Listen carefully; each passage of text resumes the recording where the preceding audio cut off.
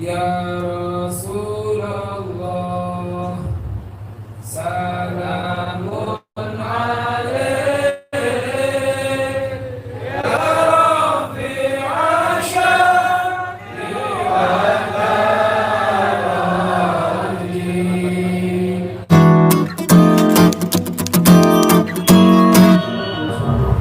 Hadirin hadirat rahimakumullah, mari kita dengarkan dulu nasihat ilmu mau'izah hasanah dari beliau ad-da'i ilallah Al-Habib Muhammad bin Ali Asghaf dari Bogor.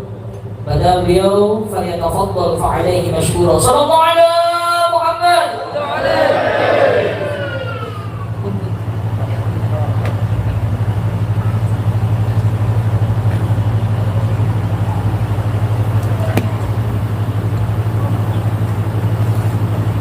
Assalamualaikum warahmatullahi wabarakatuh.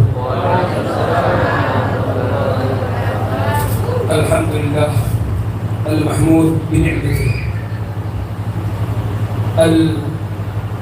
al-ma'bud bi qudratihi al-mahmud bi ni'matihi al-marhub min adabihi wa satwatihi al-muta'i sultanuhu النافذ أمره في سمائه وأرضه. اللهم صل وسلم وبارك على سيدنا محمد صاحب اللواء الممدود والحوض المورود وصاحب المقام المحمود، ويدحض مقامه على غيره من الأنبياء حين ينادى ليرفع ويعطى بعد السجود، وآله وأصحابه الركاع السجود، ومن تبعهم بإحسان إلى يوم الموعود. صلاة تحبب قلوبنا لمحبة ذرية حبيبنا المحمود،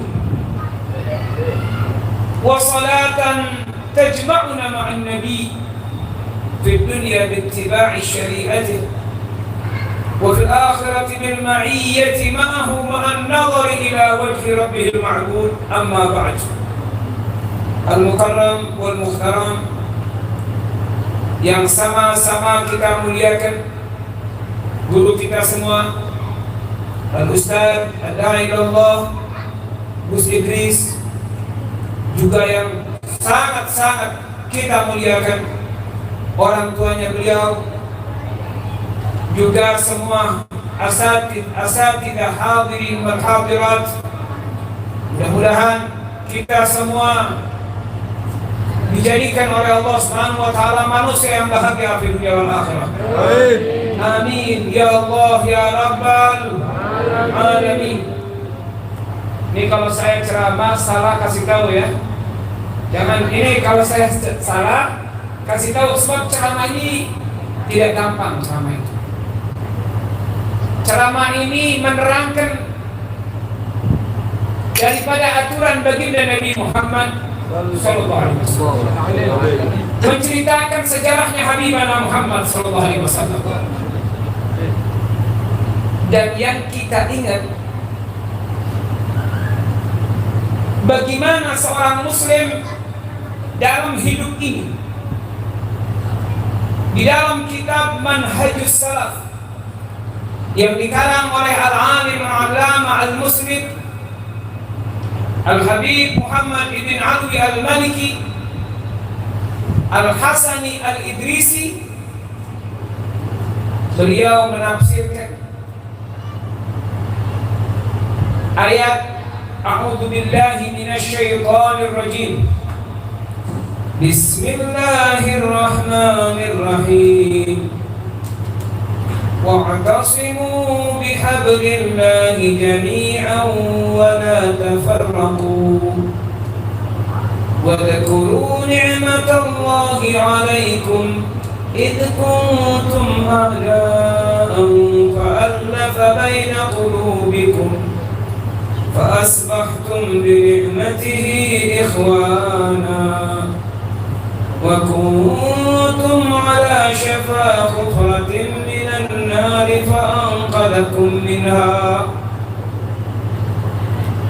Perhatikan di sini. Seorang muslim tidak boleh pisah dengan muslim yang lain. Sekarang ada enggak muslim yang alergi sama muslim yang lain? Ada tidak yang alergi? Ada. Ini muslim beda bendera, bermusuhan satu dengan yang lain. Ini bertentangan sekali dengan yang diajarkan oleh baginda Nabi Muhammad sallallahu alaihi wa ashabihi wa walidayhi.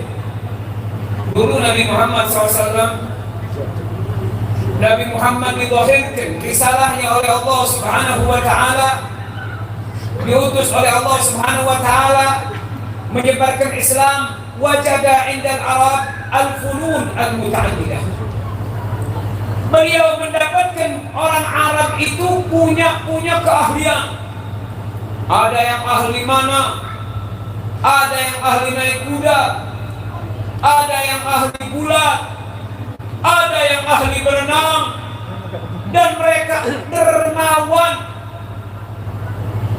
Makanya kalau ada orang ceramah mengatakan kenapa Nabi Muhammad diutus di Mekah, kemudian jawabannya Mekah itu karena paling brengseknya manusia orang Mekah. Ini bertentangan dengan alimul ulama, bertentangan. Kalau ada orang bawa dalil-dalil, kau bawa dalilmu, kau ini siapa? Kau baca fiqh sirah Syekh Ramadan Al-Buti. Ini beliau dalam fiqh sirah menjelaskan Habibana Muhammad SAW dilahirkan di Mekah Al-Mukarramah. Mekah itu tempat yang dimuliakan oleh Allah Subhanahu wa ta'ala. Jadi awak hati-hati ikut-ikut dengan paham-paham yang begitu. Kalaupun ada orang pengikutnya, oh enggak, guru saya yang bilang begitu. Guruku ngambil dari mana? Guru kau itu ngambil dari mana sampai berani mengatakan Mekah tempatnya bejat, tempatnya rusak, makanya Nabi Muhammad SAW diutus di Mekah.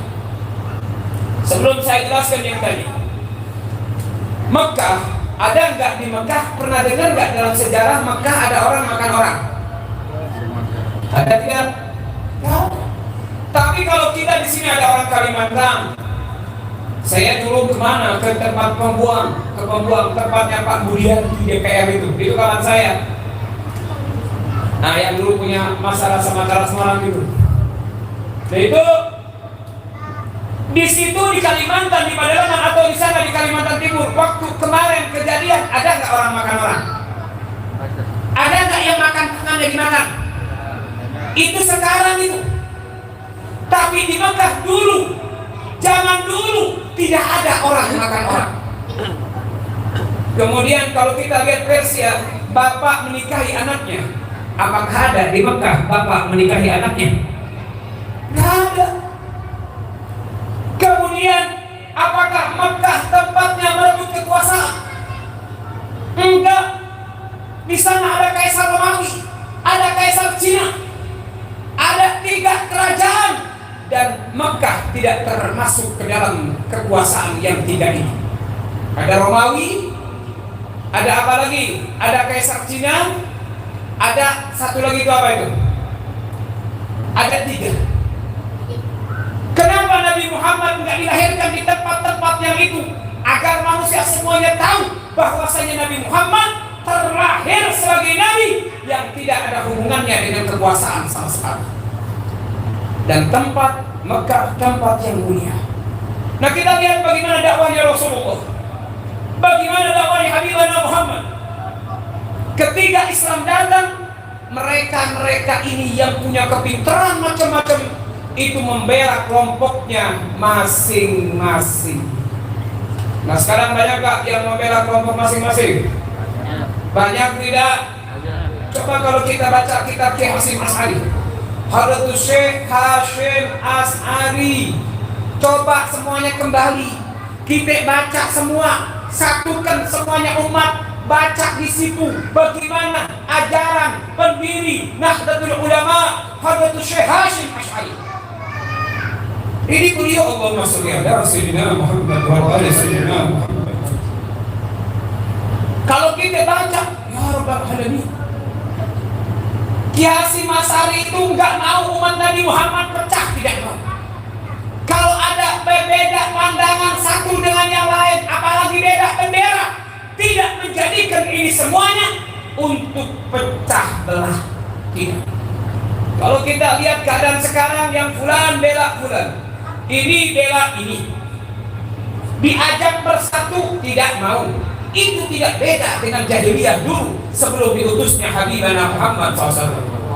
Kenapa? Mereka membela kelompok masing-masing, membela kaum ini, yang ini bela kaum ini, perang satu dengan yang lain. Tapi datangnya Nabi Muhammad, semuanya disatukan oleh baginda Habibina Muhammad SAW. Yang tadinya untuk membela kelompok masing-masing, kini enggak. Mereka semua untuk membela syariatnya Habibana Muhammad, untuk membela syariatnya Rasulullah. Gak ada kelompok-kelompok lagi, tidak ada. Kalau kita mau tanyakan, kalau kita mau tanya tentang akidah ahli sunnah wal jamaah, jangankan berbeda furu'iyah, berbeda dalam akidah mereka tidak dikafirkan. Contoh, kita tahu Mu'tazilah ini ahli bid'ah. Mu'tazilah ini mengatakan Al-Quran makhluk. Bahkan di sana ada akidah yang mengatakan manusia menciptakan pekerjaannya sendiri. Bahkan di sana ada yang mengatakan Allah yang menggerakkan manusia. Manusia tidak punya tenaga, tidak punya hidup sama sekali. Bahkan di sana ada orang mengatakan dosa besar tidak jadi masalah. Di sana banyak ahli bid'ah dhalalah. Tetapi Al-Habib Abu Bakar bin Muhammad Asy-Syaqq Ad-Dimyati di dalam kitab I'anatul Talibin, Sayyid Bakri Al-Habib Abu Bakar bin Muhammad Asy-Syaqq Ad-Dimyati, bagaimana? Beliau tidak mengkafirkan. Kita lihat Al-Imam Zainuddin Al-Malibari mengatakan tukrahu qudwatun khalfa kulli fasiqin wa mubtadi'in. Makruh bermakmum di belakang ahli bid'ah. Ini berbeda akidah, tapi ahli sunnah tidak mengkafirkan. Karena ahli sunnah tidak gampang mengkafirkan orang lain. Makanya kita lihat ulama-ulama kita, habaib kita, mereka tidak mengkafirkan, menjaga lidahnya mereka. Cuman hanya kadang-kadang ada pelantar, pelintir dengan media, betul tidak?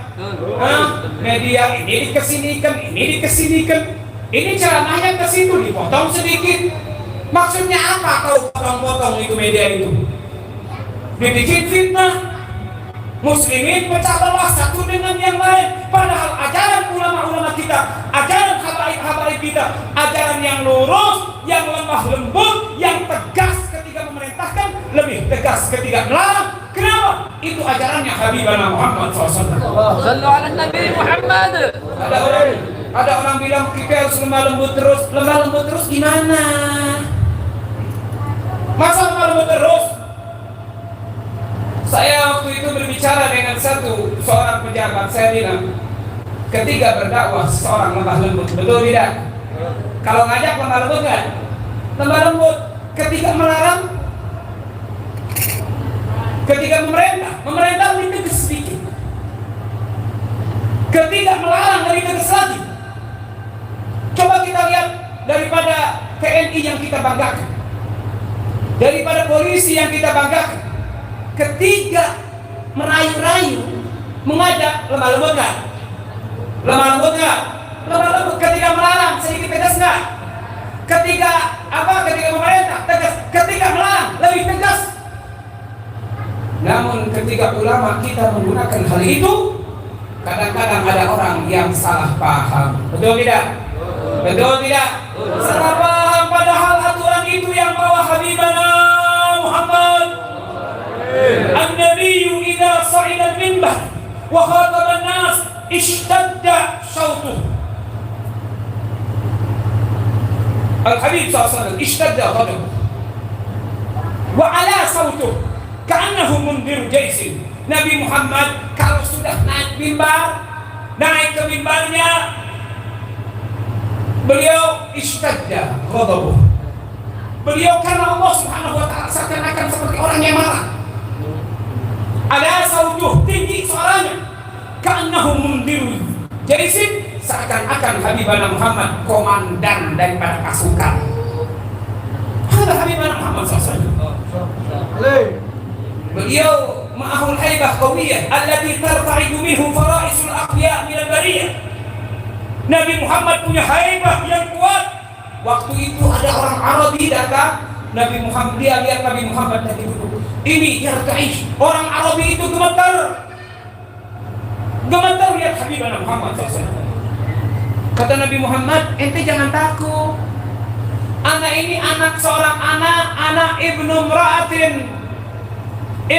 imra'ati Quraisyin allati ta'kulul ghadim. Saya ini anak seorang perempuan yang biasa makan daging yang dikirimkan. Artinya dia jangan takut. Di sisi lain Nabi Muhammad begitu lembah lembut, di sisi yang lain Nabi Muhammad tegas dan bila mana di medan perang. Ini tolong nih, kalau saya bilang medan perang radikal. Kalau kita yang ngomong medan perang radikal, gimana nanti ngejelasin kita? Betul nggak?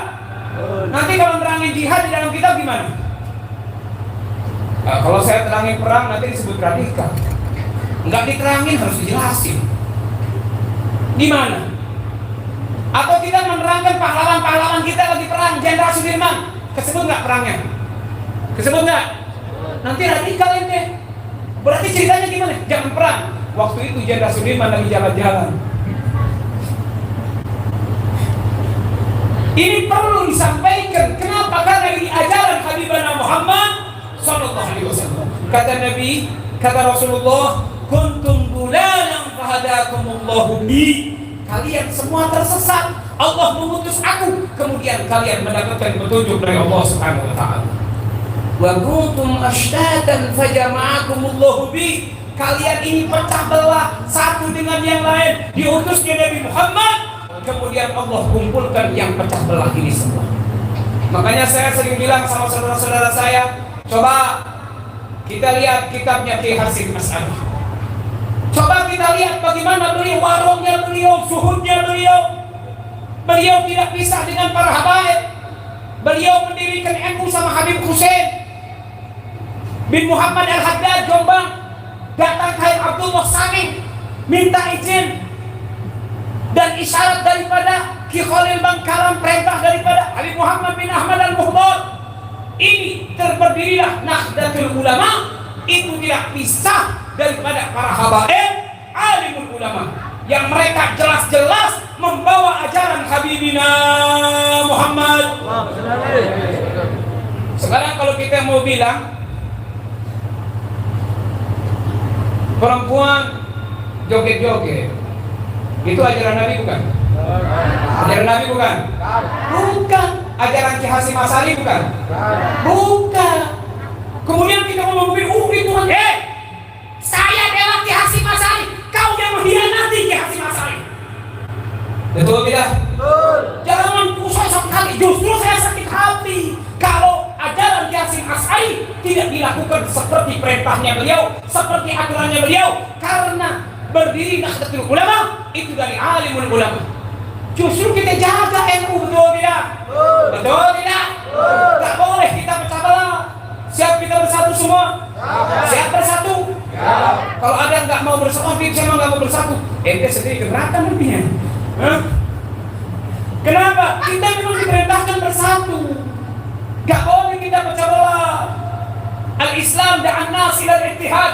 Islam ini mengajak kita untuk bersatu. Al-Islam da'an nas ila tawadud. Islam itu mengajak kita untuk saling mencintai satu dengan yang lain. Al-Islam da'an nas ila ta'alum. Kita ini biar sama saudara, seperti saudara, walaupun bukan saudara, seperti saudara, dekat, mengenal satu dengan yang lain. Al-Islam nahan nas anil firaq. Islam melarang kita pecah belah. Al-Islam nahan nas anil syiqaq. Gak boleh al-ikhtilaf, berbeda satu dengan yang lain. Gak boleh kita berbeda, pecah belah dengan yang lain. Fama yalidul baghdha, tidaklah lahir benci, tidaklah lahir saling memberontak. antara kami tidaklah terjadi pecah belah satu dengan yang lain illa minal firaqi wasyiqaq. Itu gara-gara yang begitu. Gara-gara ini beda paham sedikit satu dengan yang lain. Oh, saya pahamnya saya ikut ini, saya ikut ini. Akhirnya musuh-musuhan satu dengan yang lain. Inna lillahi wa inna. Makanya apa, kalau ada yang dibawa pecah-pecahan pakai akal, coba kembali kepada ulama-ulama kita. Coba kita hadiri majalisul ilm kita. Di sana ada aturan Nabi Muhammad. Fikihnya sudah ada, tasawufnya sudah ada, aturan hidupnya sudah ada semuanya. Coba kita dekati majalisul ilm, kita bicara begini, nggak benci sama fulan, kita tidak benci sama fulan, nggak ada. Kita tidak musuh sama fulan dan fulan, tetapi kita bicara begini agar muslimin bersatu semuanya, agar selalu di dalam hati kita kecintaan kepada agama Islam dan kepada NKRI yang kita cintai ini. Ini Allahumma shalli ala Muhammad wa ala ali sayyidina Muhammad. Zaman sahabat, di zaman sahabat Nabi Muhammad ada khilafiyah antara sahabat, beda pendapat dalam hukum. Laqad waqa'at al-masailu al-mukhtalafatu allati yajuzu fiha al-ikhtilaf. Qala an-nabi sallallahu alaihi wasallam la yusalliyanna ahadukum al-asra illa fi bani Quraidah fa shalla ba'dhum fi tariq wa ba'dhum fi bani Quraidah wa lam yu'annik al-hadith sallallahu alaihi wasallam ahadahuma wa la qal al-hadith Muhammad sallallahu alaihi wasallam. Ini zaman sahabat, kata Nabi ngomong, para sahabat, ente jangan sholat kecuali di sono, di Bani Quraidah. Sebagian sahabat sholat di jalan, sebagian sahabat di Bani Quraidah sholat asar. Jelas ada dua pandangan di sini. Tapi Nabi Muhammad tidak marah. Nabi Muhammad tidak menyalahkan salah satunya. Kenapa? Karena itu ijtihad para sahabatnya Habibina Muhammad sallallahu alaihi wasallam. Sekarang yang masalah kita apa? Ini masalah kita. Masalah kita ini perbedaan, kemudian ego. Ngaji tidak bisa, apa nggak bisa mengatur agama? Gimana begitu? Ada nggak yang begitu? Ada. Oh, kita harus begini, ngerti agama enggak? Kalau mau bicara agama, kau datangi pesantren. Kalau mau bicara agama, ngaji kitab yang betul. Agama bukan bikinan kamu. Agama itu dibawa oleh baginda Nabi Muhammad. Ini pakai akal-akal, kita harus begini. Kalau kita kasih kitab kuning nggak bisa baca dia. Kita kasih kitab yang nggak ada harokatnya nggak bisa baca. Kemudian kau ada masalah Muhammad wa Rasul Muhammad. Kata ulama, man istamsaka bi aqlihi dhalla. Kalau orang berpegang teguh dengan akalnya, dia akan tersesat. Dinul ittiba. Agama kita itu ngikutin. Laisa dinul istihsan. Bukan agama kata kita bagus, itu bagus, bukan. Tapi kita mengikuti guru-guru kita sampai kepada baginda Nabi Muhammad sallallahu alaihi wasallam. Makanya sekarang ya Rabbal Alamin, keadaan seperti itu. Apa yang dikatakan oleh guru kita Gus Tadi, itu memang keadaan seperti itu. Saya ringkas. Pertama, ishtadda al-fitan akhir zaman. Fitnah akhir zaman ini sangat begitu panas sekali. Betul tidak? Betul tidak? Kalau ulama dihina, ada enggak yang bela ulama? Banyak yang bela. Kalau enggak di luar media, banyak yang bela. Tapi di media dibela tidak? Kalau ulama salah bela enggak? Kalau ulama benar disalahkan, banyak yang bela enggak? Tapi kalau bukan ulama, banyak yang bela. Banyak tidak? Banyak. Ini fitnah akhir zaman. Satakunu fitanun kaqita'il lailil mudlim yatba'u akhiruha awwalaha wa inna akhiraha syarrun minal ula. Sinfani la arahuma rijalun ma'hum siyatun ka'adnabil baqar yadribuna bihi wujuhan nas wa imra'atun kasiyatun ariyatun ma'ilatun mumilatun ru'usuhunna ka'asnimatil bakar la yadkhulna al-jannah wa la yajidna rihaha wa inna rihaha la yujadu min masirati 500 am. Ini saya ringkas saja. Akhir zaman katanya nanti banyak orang-orang kuat punya pecut. Ini pecutnya dipakai mukul. Tahu pecut? Yang pecut begini tahu ya? Tahu, belum pernah pegang belum tapi ya? Pasti banyak yang belum pegang. Saya juga sama. Nah ini pecut ini artinya kekuatan, punya jabatan. Ada orang kuat, kekuatannya untuk menindas yang kecil, betul tidak? Banyak tak begitu sekarang? Yang kecil ditindas. Inna lillahi wa inna ilaihi raji'un. Idza tadzakarta qudrataka 'ala nas, kalau kau ingat, saya mampu untuk zalim kepada manusia, kau ingat Allah Maha mampu untuk menghilangkan kekuatannya. Kemudian ada wanita akhir zaman. Ini saya sama ibu-ibu mohon maaf, ini ibu-ibu. Pingin yang manis tapi racun, pingin yang pahit tapi obat. Hah? Pingin yang pahit tapi obat.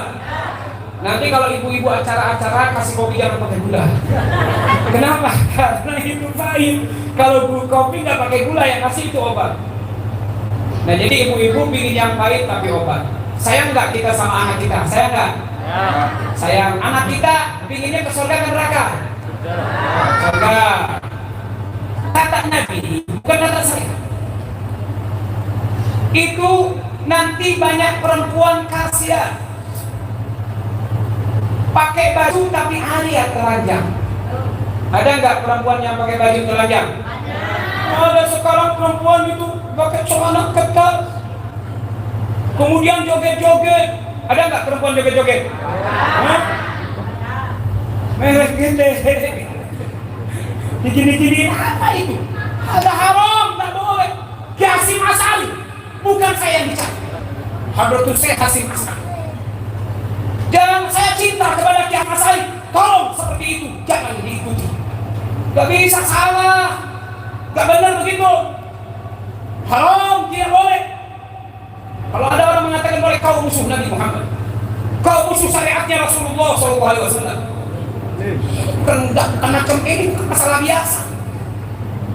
Ini perempuan kasiat Arya, pakai baju tapi telanjang ketat, kelihatan bentuk tubuhnya. Kemudian apa? Rambutnya di, rambutnya di apa itu diulet-uletin, dihancur-hancurin rambutnya. Itu kata Nabi, la yadkhulul jannah, tidak masuk surga. Nah kalau kita begitu buka aurat, kalau kata Nabi nggak masuk surga, takut tidak? Takut enggak? Kalau kita takut, deketin majalisul ilm, anaknya berikan pakaian-pakaiannya Nabi Muhammad, berikan pakaian-pakaiannya Rasulullah. Jangan diberikan pakaian ikutin artis. Bukan berarti artis itu ahli neraka, bukan. Saya tidak menghina beliau karena itu urusan surga dan neraka Allah Subhanahu wa ta'ala. Cuman ini kadang-kadang ya Rabbal Alamin ngikutin tren zaman sekarang. Gak boleh. Kalau kita cinta sama Nabi harus ngikutin Habibana Muhammad.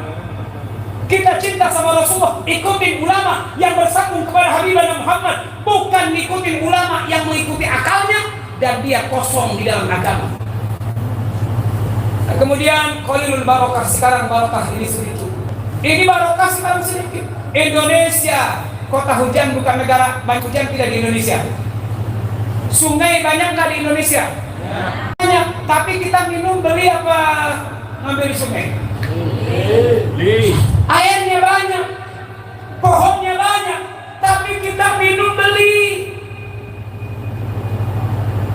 Kita kalau nggak beli kita nggak ketemu air.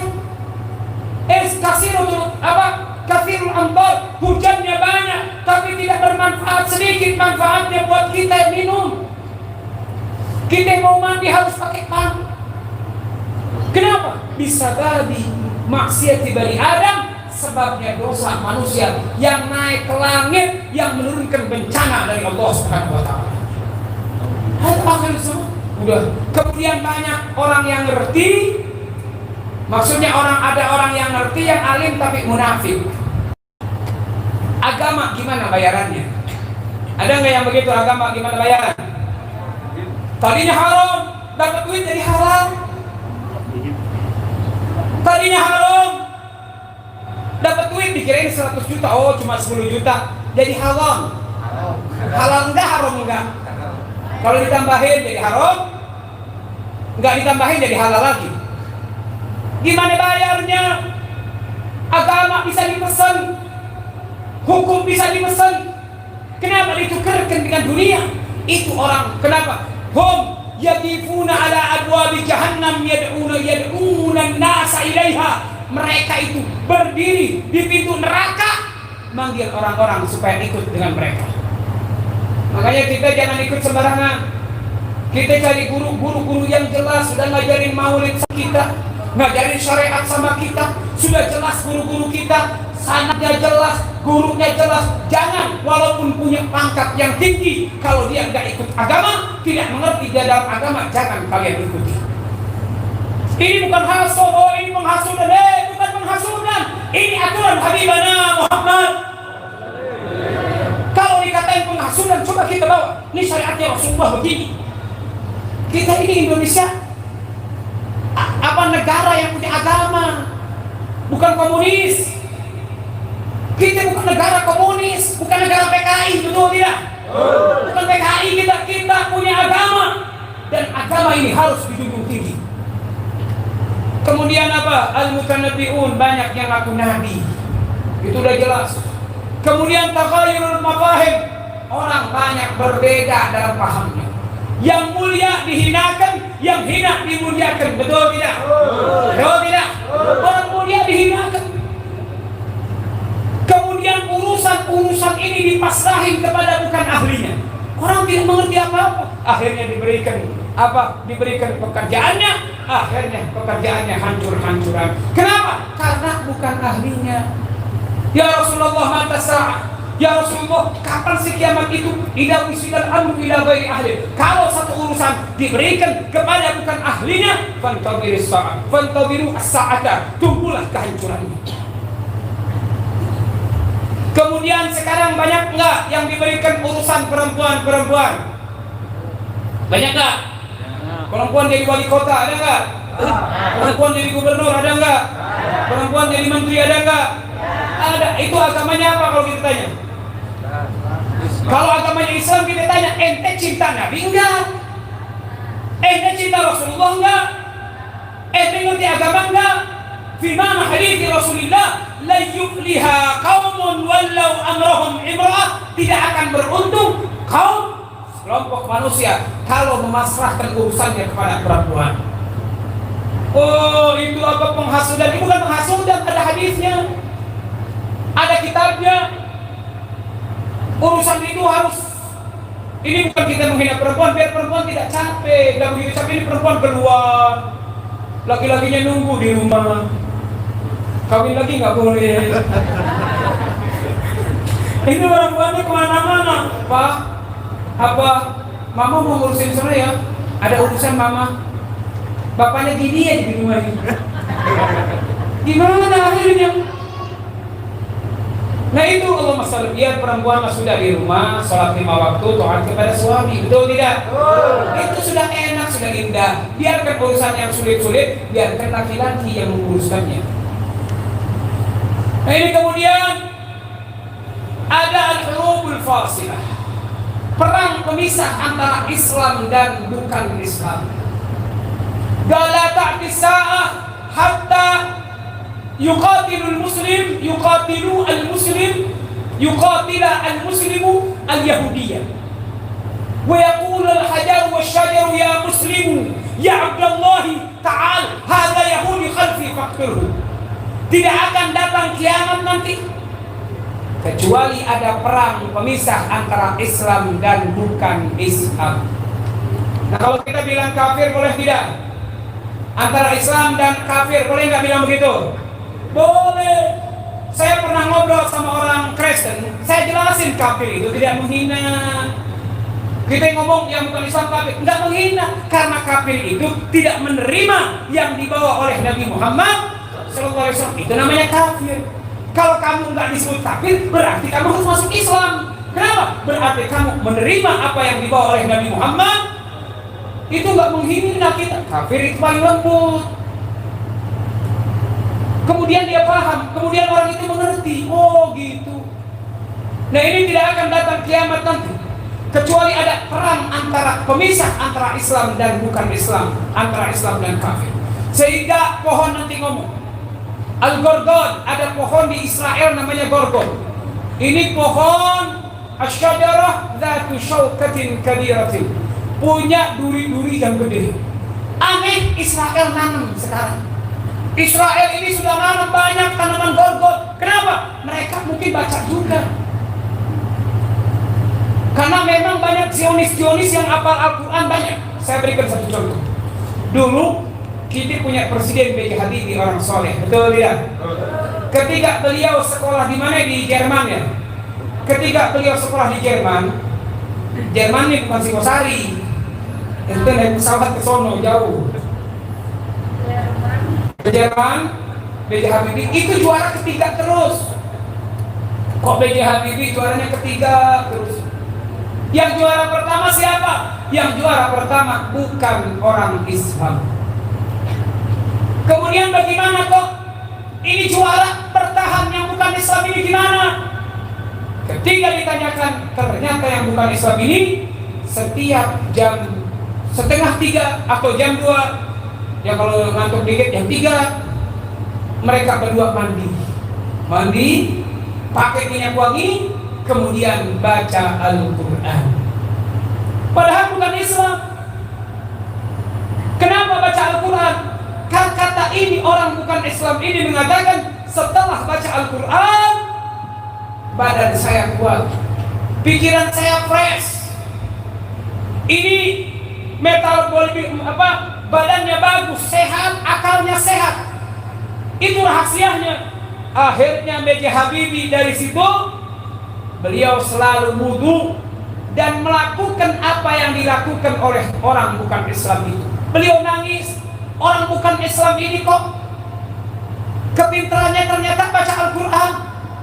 Akhirnya B.J. Habibie baca Al-Quran, kemudian yang juara satu sekarang B.J. Habibie. Ini yang Yahudi yang dua kalah sama B.J. Habibie. Mereka nyesel kenapa rahasianya dikasih tahu. Ternyata membaca Al-Quran, badannya sehat dan otaknya fresh, pinter, cerdas, karena nggak ada kalam yang lebih tinggi daripada kalam Allah. Dan ini nanti di situ maaf itu ada perang pemisah ya antara Muslim dan kafir. Nanti baru datang Mud'itun. Apa Mud'itun? Imam Mahdi, Dal Dajjal, Ain Isa, ya Ya'juj wa Ma'juj, as-Sams minal maghrib, kemudian Ghabatul Ardh. Ini kita siap-siap untuk menjadi camat. Siap gak jadi camat semua? Apa camat? Calon nabi. Makanya nih yang dulu nikah tuh cepet-cepet nikah ya. Yang pemuda-pemuda ya nggak? Cepet-cepet nikah kan? Di sini ada Habib nggak di sini? Ada nggak Habib di sini? Hah? Ada kampung sini Habib? Oh, kalau anak pulang? Kalau anak pulang udah enggak? Cari Habib, jangan anak dicari, jangan. Ada Habib yang lain yang tinggal di sini. Kalau anak dipaksa-paksa sih nggak apa-apa. Nah ini sebelum kita akhiri, kira-kira kita paham tidak apa yang saya katakan? Kita wajib junjung tinggi ulama-ulama kita, khususnya Ki Hasyim Asy'ari, Ki Khalil Bangkalan, ulama-ulama kita. Baca kitabnya Irsyadus Sami di dalam. Itu jelas benar, jelas, rapi, tertib, dan insya Allah Indonesia makmur kalau ikut sama ulama-ulama kita. Nah ini saya membaca qasidah sedikit ya. Cuman kalau saya baca qasidah, saya suka rebana, tapi belum pernah latihan. Jadi kalau pakai rebana, nanti rebana ke Jerman, saya ke Saudi nanti. Jadi tidak nyambung. Ya Rasulullah, salamun alaik, ya Rafi'a syarri wal barri, al-fatayati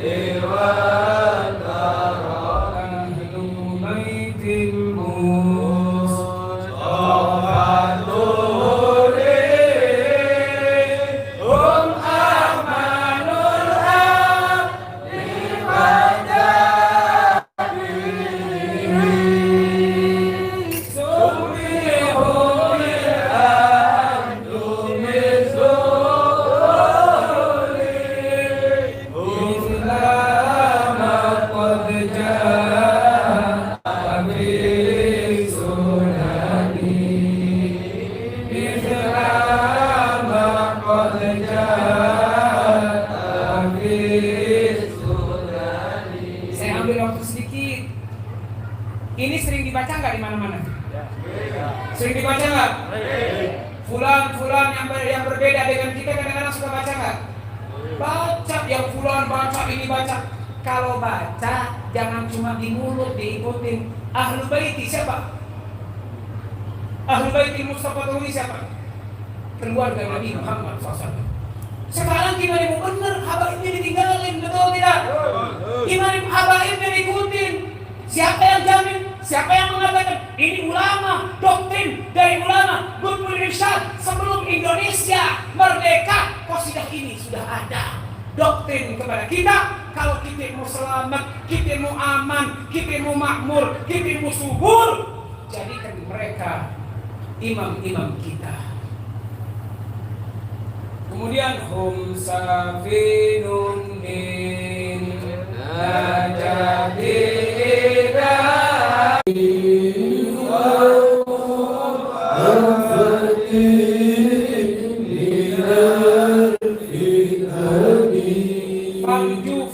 kalau mau selamat naik kapal itu. La takunu kada, jangan ke sini.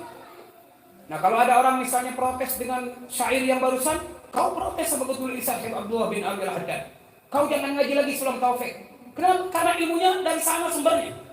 Kau jangan ngaji Faidul Makiyah. Faidul Makiyah orang Al-Habib bin Ahmad bin Abdurrahman, orang Gedul. Pindah ke Jordan, ulama besar, di pesantren-pesantren dipakai. Kau jangan baca lagi kalau memang protes sama ini qasidah. Kenapa? Disuruh kalau mau selamat ikutin habaib. Ikutin ulama yang sama habaib. Kalau kita ikut ulama anti habaib, berarti Sulam Taufik yang orang Habib jangan dibaca. Bukyah Musarsidin jangan dibaca. I'anatul Thalibin Al-Habib Abu Bakar jangan dibaca. Sulam Taufik Al-Habib Abdullah bin Husin bin Tohir jangan dibaca. Safinatul Najah Syekh Salim bin Abdullah bin Sa'ad bin Sumair Al-Hadrami muridnya habaib. Orang Hadramut jangan dibaca. Terus orang itu ngomong, saya mau baca apa? Kamu kan lebih pintar, kamu lebih cerdas. Jadi kalau kita menginginkan kebahagiaan di dunia akhirat, deketin ulama yang dekat dengan habaib, deketin habaibnya. Dan habaibnya pun, ulamanya pun yang sayang kepada kita semua. Tidak menjual agama dengan dunia, tidak. Yang mereka perjuangkan agama, yang mereka perjuangkan NKRI, yang mereka perjuangkan rakyat, bahkan bukan hanya orang Islam saja, non-Islam pun mereka bela ketika mereka membutuhkan. Shallu ala Nabi Muhammad. Nah, ini mohon maaf kalau ada salah, kasih tahu saya Ridho. Kalau ada salah, kasih tahu saya. Jangan dibiarkan kesalahan saya, nanti bahaya.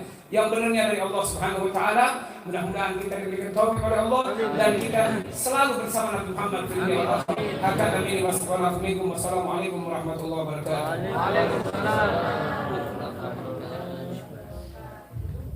Jazakumullah khairan tersebut.